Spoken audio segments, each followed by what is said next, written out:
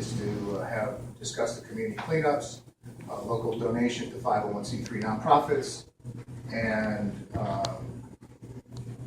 the election committee. How about introducing? So at this time, we'd like to introduce our 5th District Deputy Supervisor's Office, Mr. Boswick. Chuck Boswick, I'm the Assistant Field Deputy up in Yellow Valley for Supervisor County. And Wendy Murphy from the Antelope Bakerstown Council. Hello. Welcome. Thank you. Deputy Ortega from NEDAC. NEDAC. Yeah, We're taking him from Santa Clarita and making him a NEDAC. That's right. We're NEDAC on the card now. He's on the clock. And Cayenne, and we have a couple of other, and I forget your name, sir. I know you. Yes. Okay, so, and then present here, Paul Henry, Richard Skaggs, Joe Stanback.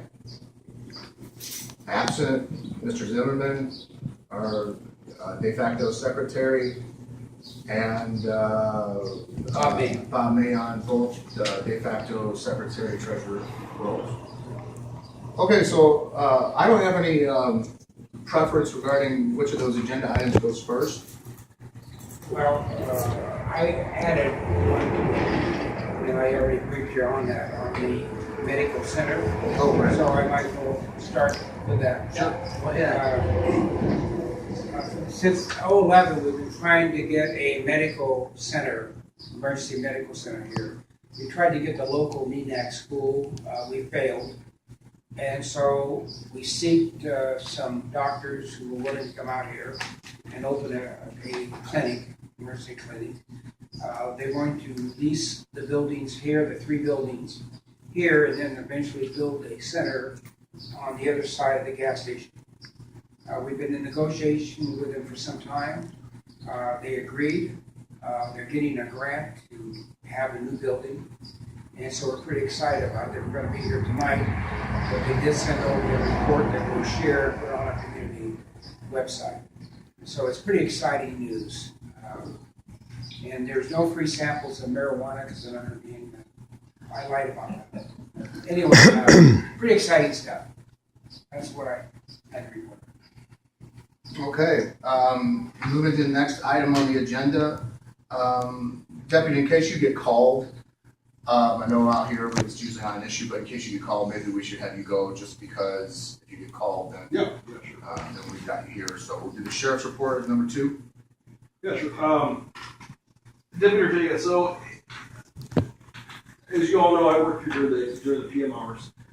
It's been fairly quiet as far as call volume. I've talked with my partners who work the day shift side. Their call volume seems to have gone down. Normally in the summertime, our call volume we start to see starts to rise. I don't know why, but that seems to be a trend. But from what I hear from my partners to the day shift side, is they're, I guess they handle some kind of dispute that you guys had with the local person up here who was talking about something with some kind of threats towards. Oh yeah, yeah. What happened? We brought in locals. We had a person that was walking around with a gun that lasted a line, an automatic weapon or something out here in the courtyard, and we were evicting him from one of the buildings here, and it was a mess. The employees were scared, and you know about that, right? I didn't hear about that. So anyway, we did a report. Is that John? So we did a report to the sheriff department, and everything's working out. We filed with the courts legally to get it done. This way, nobody's at risk, because we're not going to have any of our employees at risk. Okay, good. These are all local people. So we're glad that we have extra 2 sheriffs. We've been trying to get extra sheriffs in the community since 2011. So we really appreciate having a sheriff in the evening. Before, we only had a sheriff until 5 o'clock, 6 o'clock. That was the end of it. Crime went straight up because everybody knew that the sheriff was gone and there was nobody in the evening. We had break-ins here quite often. We had to put iron bars in the back door. And now it's clear because they know that we do have a sheriff in the evening too. So we thank you very much. Yeah, and the word from our our station, our captain of our station he's working on getting a fourth deputy Fantastic. up here he could be up here hopefully in the next couple months to act as my relief or my backup for the evening hours. One of the concerns that I wanted to bring up with, and I wasn't sure how, or what the communities I hear during 4th of July, do you guys have some kind of like a show or something that the community gets run or anything? But one thing that is kind of big with me, and it is same with the deputies out at the station, is folks firing guns during 4th of July out here, because I know it has happened mostly out towards Avenue Way, out in the desert, where guys just kind of shoot out, pop off guns. I have gunshots every day from my neighbors. Yeah. Yeah, when I say Like every I day, said, 4th of July, no special meeting. Yeah, well, that's, you know, from 6 a.m. until yeah, well, this is going to be my first 4th of July working out here during the evening time. And normally, when I was working down in the city, even when I was working out here during the Is it legal to shoot guns out here? I don't even know what the rule is. well, you know what? Within so many feet it's- from a it's- resident or something like Well, that. it's LA County. Really, you can't shoot in a Right. residential area in LA County. Right. But do- And a lot of these folks know that, so they go out to the county side. But if you're on your own property and it's zone day 2 and you got a burn, I'm not sure how the properties are zoned here. If they're zoned for, I mean, everything's flat. Everything's flat. Yeah. These houses are what, 2 to 5 acres apart, or something like that. Well, that's in the community part. Some of them are way farther apart than that. Yeah, I'm sure if somebody owns a chunk of land up against a hillside, I do. and they have an empty hill where it's safe for them to fire. But still, up there, even on my property, I was shooting my gun, and Steve, who's the daytime guy, you have to be so many feet away from a resident. Mm. You can't be near a resident. do you know what it is? Yeah. It's like 5,000 feet or something like Yeah, that. it's a lot. It's a lot. It's a lot. Trouble. Yeah, just I'm not sure if you guys want to put something out to your community, and you guys have some kind of an email group with the. The only thing that happens here on 4th of July is down there at the Weevil, they have some kind of party. We have one here. We have a picnic. Yeah. And We don't do Animal that. Bakers is having a fire station. Pancake breakfast. We got Art's house. 8 a.m. What is it? It's at Pancake the community breakfast center, right? at 8 a.m. Yeah, all free. It's at the community center, Wendy? It's at the community center, which is right behind the fire station, the call fire station. So it's free, but if you want to donate, you can donate. But it's free pancake breakfast. And Hey, Joe, how come we give ours away free? Why don't we ask for donation? What? Oh, yeah, okay.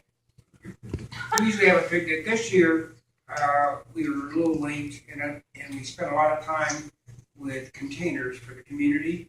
It worked out really well. That was Paul, our president, decided that we needed more dumpsters. And they filled up quick. I mean, 2 days they were filled up. But people really appreciated it because they were able to get rid of their trash. I know Paul and Joe and Bob Mayon were out there stomping things down to get more in them. But we're going to do it again. In fact, I think Good, a few weeks. Yeah. And we've got that on the agenda list, so we'll good. kick that to the community cleanup. So, yeah, this is the first year for 4th of July we did not have a picnic. But usually we do. how many residents do you have? 800 something, right, Joe? How many people? How many residents? Well, out here? Well, I don't remember because we have a lot of empty houses in Neenack. I think we probably have about 1,200, Oh, yeah. about 12 or 1,300 people that in our area that we represent.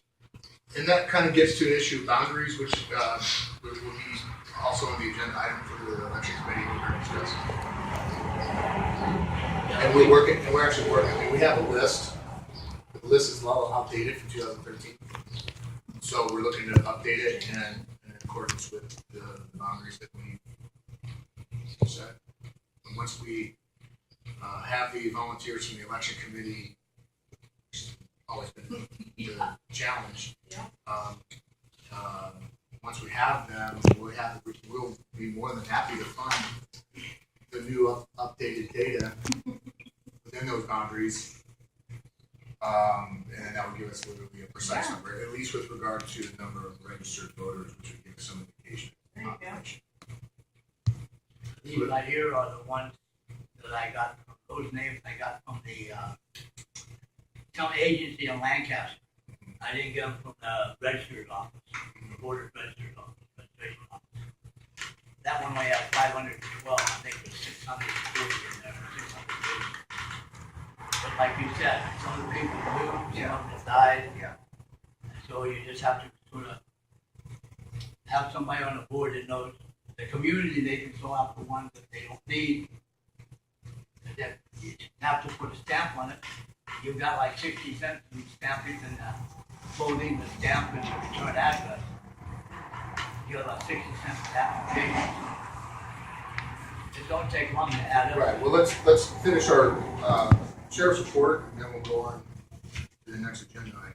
Okay, yeah, we, like you guys asked the last time I was here, we have been ramping up our enforcement along Highway 138 when time permits. Again, if we have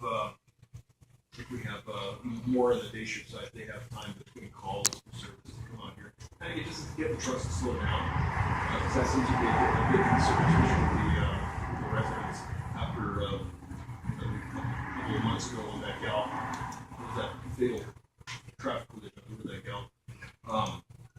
So you guys know we are out there enforcing speed on trucks as well as the regular passenger vehicles. There was a gal who went missing out of Santa Clarita a couple weeks ago, and we ended up tracking her, finding her up in some rural property up in Portland by the school up there. So that was kind of her intention was to commit suicide. So thankfully we found her. So it after talking to her, I had to take her to the hospital and get her admitted for like a medical evaluation. Right. But it's just a gal that had some things going right. She's depressed. Yeah. But yeah, that thankfully that worked in our favor, and we didn't end up with a suicide up in this area. But again, pretty quiet. I saw a couple of you guys come by on Lancaster Road a couple days ago. I was out there, so considering the volume of traffic, having a couple within a 2-hour time frame, pretty cool. You know what? I did want to bring up one thing. There was a resident who lives right here off of Lancaster Road 245th who's having some issues. They have a church camp right behind them, and the church camp was, I guess they graded a bunch of old dead cherry trees, and they had some mulch still. They're doing that right now. I Yeah, know exactly what you're yeah. talking. I saw a big truck come in. I meant to actually talk to you it's guys about it. It's that real stinky mulch. Yeah, We yeah. tried to ban that. And here's the thing, Deputy, Yeah.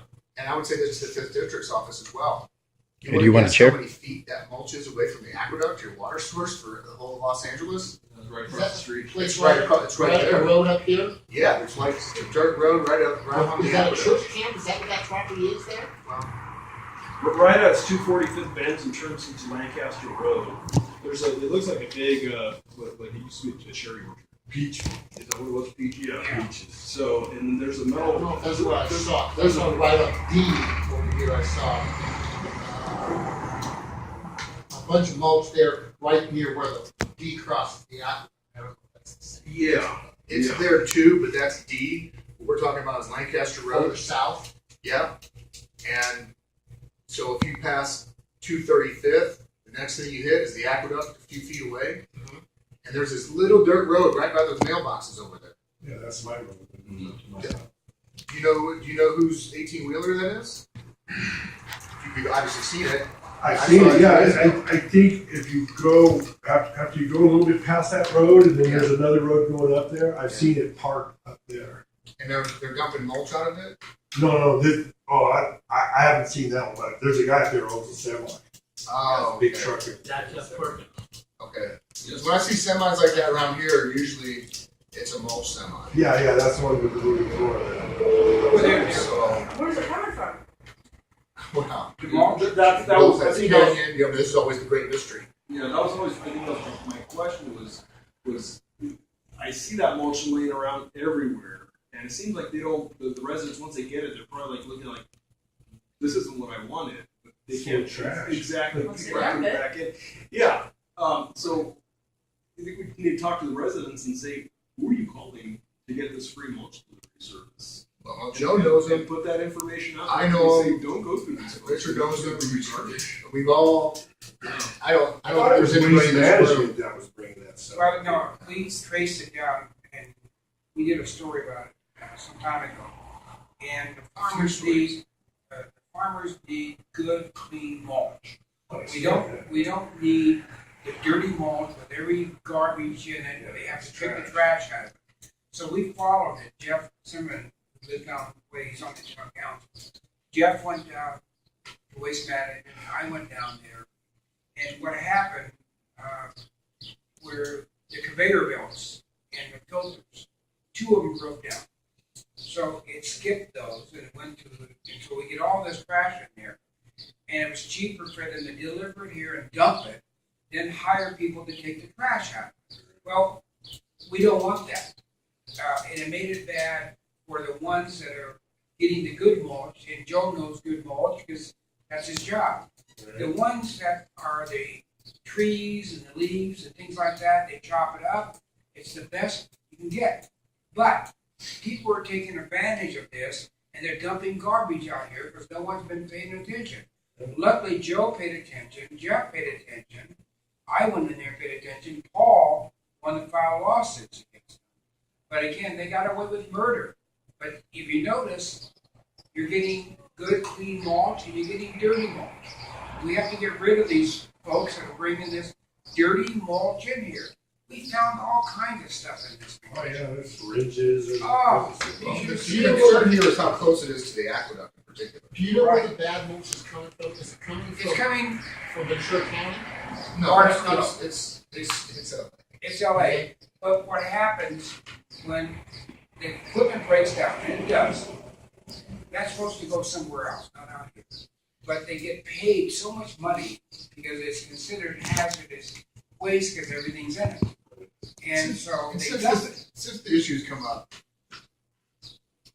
I've spoken to your public health department about this a number of times. I've written a few articles about it, including cover stories. In my own department, we haven't really messed with AV press, even though we should. The county was kicking the can to a state composting regulation that very That's clearly, what I heard, yes. very clearly in the first paragraph of that regulation and subsequent, like 2 paragraphs down, that state composting regulation kicks the can back to you. The county can adopt a new a stiffer regulation if they want to. Absolutely. So, what my argument has always been, when it was Mayor Antonovich and now Supervisor Barger, is that when your people, the public health department, kick the can, first off, they're not lawyers, they're practicing law because they're opining about legal stuff, and now they're not just being lawyers, but becoming judges, when in fact they're just scientists, and they're bureaucrats. So that's the first issue I would have. But when they kick the can to the state composting regulation, it very clearly kicks the can right back to local health codes. So what I have always said is that it is well within the jurisdiction of the 5th District Supervisor to enforce his, or as is the case now, her own AV illegal dumping ordinance.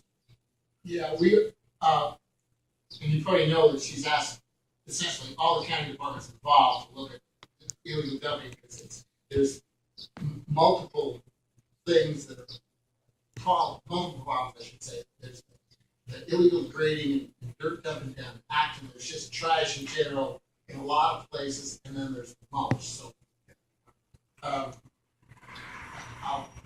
make sure that we take.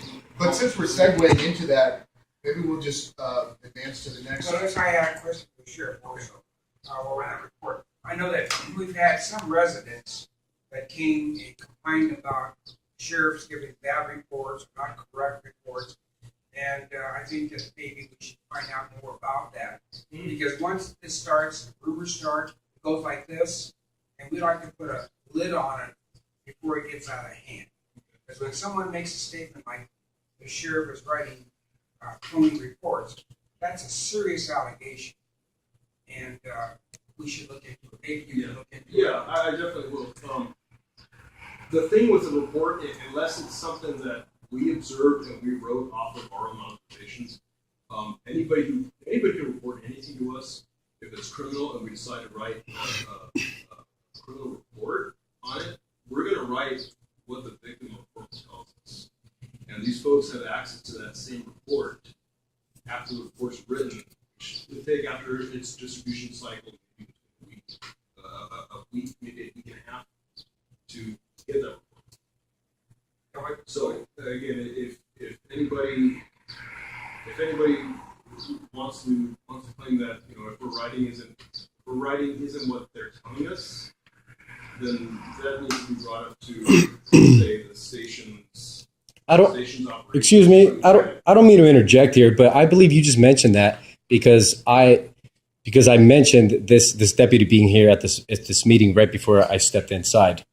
So you know, I do allege that this deputy here is an integrity violating, unethical professional.